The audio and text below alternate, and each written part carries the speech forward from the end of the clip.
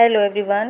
In this video we will do the chapter 2 forms of business organization of class 11 business study, and the topic is the basic documents of the company. So when the company is formed or the organization is formed, after that a large number of legal documents and the papers are prepared, right, and are filed with the registrar of the companies, that is the ROC. So company have three main important documents: memorandum of association, second article of association, and third one is the prospectus. So today we will study about the memorandum of association.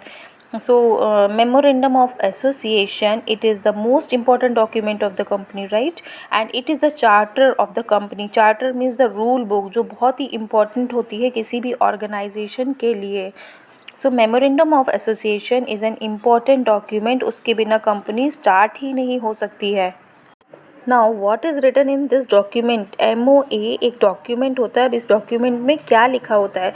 So what is written in this company? What are the powers of the company? What are the object of the company? What are the goals of the company? What are the missions of the company? All these are written in the MOA. Means आपके पास company के पास कितने powers हैं, क्या objects हैं, क्या goals हैं, क्या mission है, ये सब MOA में लिखा होता है. इसमें मतलब मेमोरेंडम ऑफ एसोसिएशन को पढ़ के आपको पता लग जाएगा, दिख जाएगा कि कंपनी क्या करने वाली है, कंपनी क्या करना चाहती है, क्या कर रही है और क्या करना इसका गोल है. Okay, so article of association and prospectus दोनों इतने इम्पॉर्टेंट नहीं होते हैं जितना मेमोरेंडम ऑफ एसोसिएशन होता है. एक बार जो चीज़ MOA में लिख जाती है उसके बाद कंपनी का कोई भी डॉक्यूमेंट उसको मना नहीं कर सकता है. अगर मेमोरेंडम ऑफ एसोसिएशन में हाँ लिखा है तो बाकी सारे डॉक्यूमेंट्स में भी हाँ ही होना चाहिए. अगर एक बार MOA में हाँ लिख गया है तो उसके बाद जितने भी डॉक्यूमेंट्स हैं उसमें भी हाँ ही लिखा जाएगा, कहीं पर भी नहीं लिखा जाएगा, क्योंकि वो MOA के अगेंस्ट चली जाएगी and which is not correct, right.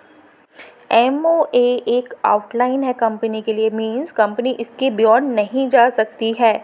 जहाँ कंपनी अगर इसके बियॉन्ड गई वहाँ पे कंपनी अपना नुकसान करेगी. So it has the limit describe. The limit is described in the MOA and the company cannot work beyond that. Company cannot go beyond that. Clear. Now the second one is it also describe the scope of operation. Means company इसमें क्या लिखा होती है कि company कितने दूर तक जाएगी, क्या क्या काम कर सकती है, ये सारी चीज़ें इसमें लिखी होती हैं. क्लियर. स्कोप मीन्स हम कितनी दूर तक जा सकते हैं, मीन्स कंपनी कहाँ तक जा सकती है. That all is written in the MOA. And next is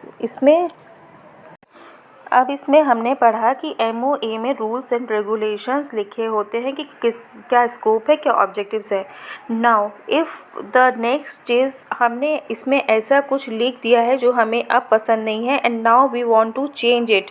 अब हम उसे चेंज करना चाहते हैं. सो जब भी ऐसी बात आती है कि हमें उसको चेंज करना है, क्या ऐसे लीगल डॉक्यूमेंट्स को चेंज कर सकते हैं क्या, तो इसको चेंज करने के लिए एक टर्म यूज़ होता है, that is called alteration. Alteration means change करना, और द अमेंडमेंट करना.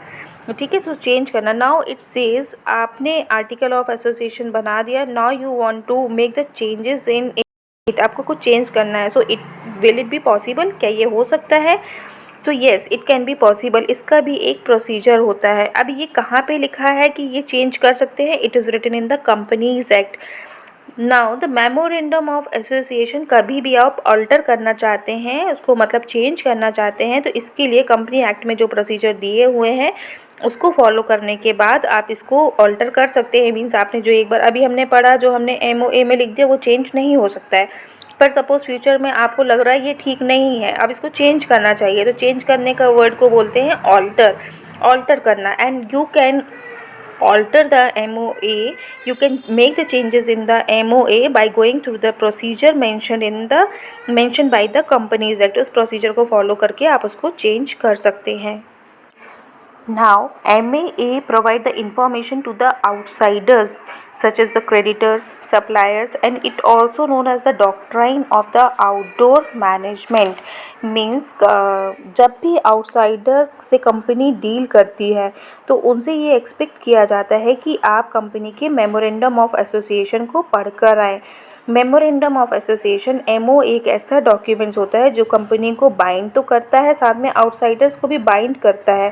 मीन्स कभी भी आप अगर कंपनी से डील कर रहे हैं तो आपको ये डॉक्यूमेंट पढ़कर जाना चाहिए, क्योंकि अगर आपने ये चीज़ नहीं पढ़ी और कंपनी ने आपके साथ ऐसा डीलिंग कर दिया जो MOA में मेंशन ही नहीं है, तो ये क्या हुआ, MOA के बियॉन्ड चला गया और आपने वो पढ़ा ही नहीं है मेमोरेंडम ऑफ एसोसिएशन। तो इससे क्या होगा, जो लिस्ट में लिखा नहीं है वो काम हो रहा है, आप कंपनी का भी नुकसान होगा, साथ साथ आप अपना भी नुकसान करेंगे।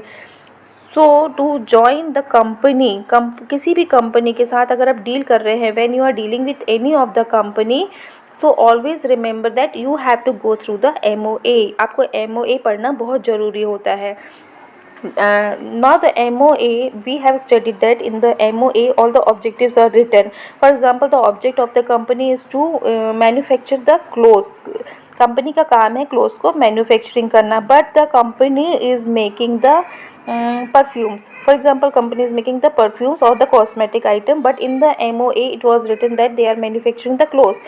नाउ अब क्या होगा, इससे क्या होगा, आप कंपनी और आप वही कंपनी से डील कर रहे हैं और वो MOA में जो लिखा है वो काम नहीं हो रहा है, तो इससे क्या होगा, इससे आपका भी नुकसान होगा, आपका पूरा नुकसान होगा ही होगा।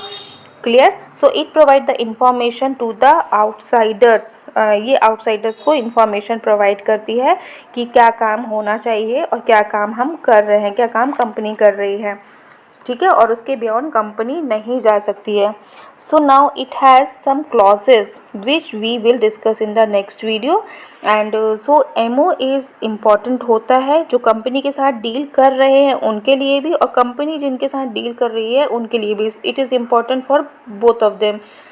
So I guess now the memorandum of association is clear to you. In the next video we will discuss about the clauses of the MOA. So till then, take care. Bye.